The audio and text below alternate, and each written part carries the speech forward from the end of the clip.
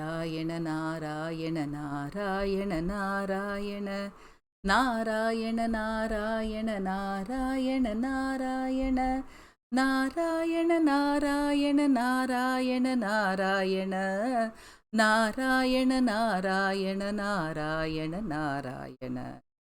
We meet today with the story of Narasimha, the avatar of Narasimha. Last week we saw the Varaha Avatara, in which Hiranyaksha was killed by Varaha Murti. This angered Hiranyakashipu, the brother of Hiranyaksha, and he wanted to end the life of Vishnu. So he decided to go deep into the jungles and pray to Lord Brahma for the boon of immortality. He soon forgot about all his worldly desires and senses and was lost in the penance.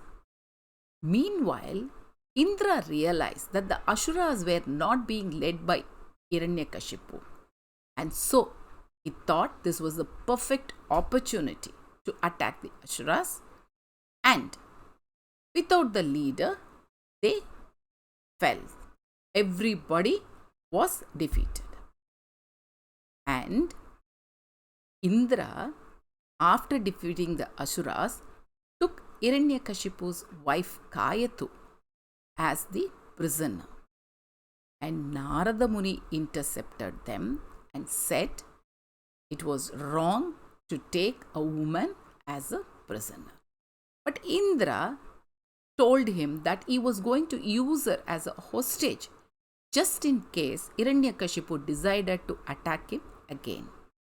But Narada said it is not right to take a woman as a prisoner, and so Indra let Kayatu go. But where would she go? All her palace and land occupied by the Indra's men now.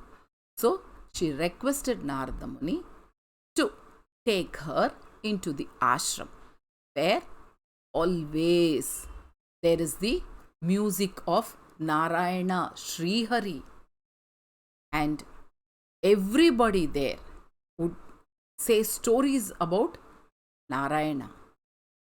She was listening to this all the time, and she became Vishnu's Bhakta. And with her, the child in her home, Prahlad was there in her home. He listened to this Nama and the stories of Vishnu all the time, and he became a great Bhakta.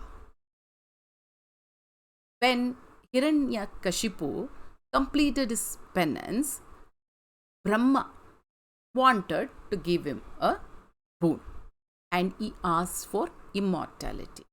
Then Brahma said that it is against the law and asked him for anything else. And so Hiranyakashipu asked for that no man or god or animal created by Brahma to kill him.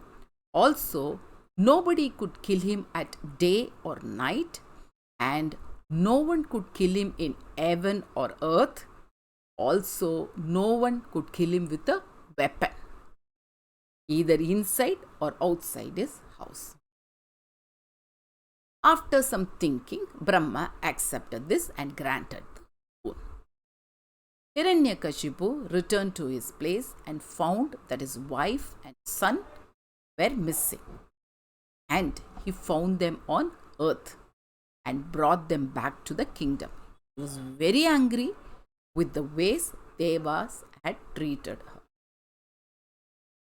He went in search of all the Asuras also to wage a war against the Devas. Here in the kingdom, Prahlad was not only reciting Vishnu's namas, he was making his friends in the ashram also to recite the stories and namas of Vishnu. Everywhere it was Narayana, Narayana, Sri Hari, Sri Hari. And Listening to this, Hiranyakashipu got furious. So he asked his men to kill Prahlad. The gods reluctantly agreed, but with each blow on Prahlad, their swords crumbled to pieces. Prahlad remained unharmed. Then Hiranyakashipu asked for some poisonous snakes, mad elephants, to call his sister Holika, who is immune to fire, and make Prahlad sit on her lap and burn him. But nothing could touch Prahlad. In fact, his bhakti towards Krishna was increasing. Now Hiranyakashipu was puzzled. He was out of his mind and out of ideas, and his anger had reached its peak. He dragged Prahlad one day in a very angry mood and asked him if his Srihari was present in the room with them.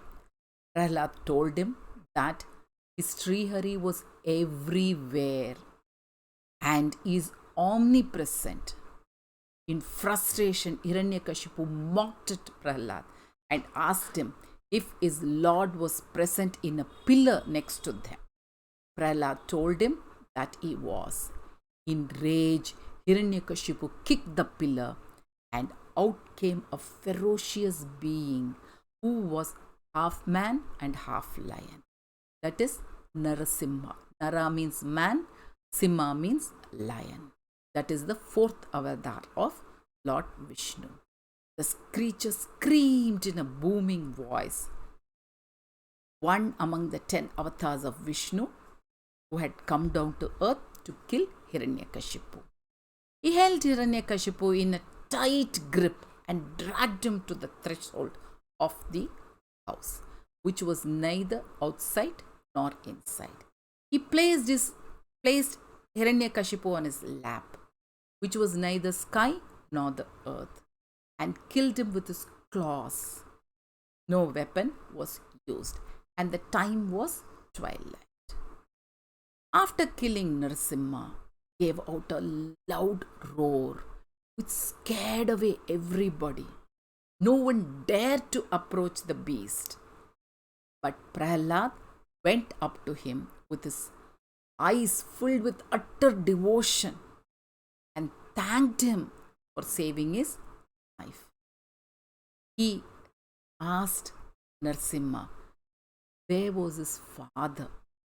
Narasimha told him that Hiranyakashipu was actually Vishnu's gatekeeper Vijaya, who was cursed and who needed to take this birth. And he had 2 more births to go back to heaven. Prahlad was made the king of his father's kingdom, and he ruled with utmost honesty and goodwill, which also changed the ways of the Asuras. Thus, Vishnu had taken the incarnation of half lion, half man to save both his devotees, Prahlad from the wrath of Hiranyakashipu and Vijaya from the curse. We will meet again next week with the Bhakti of Prahlad. Please subscribe to my channel, Jayanthi's 5-Minute Stories. Thank you.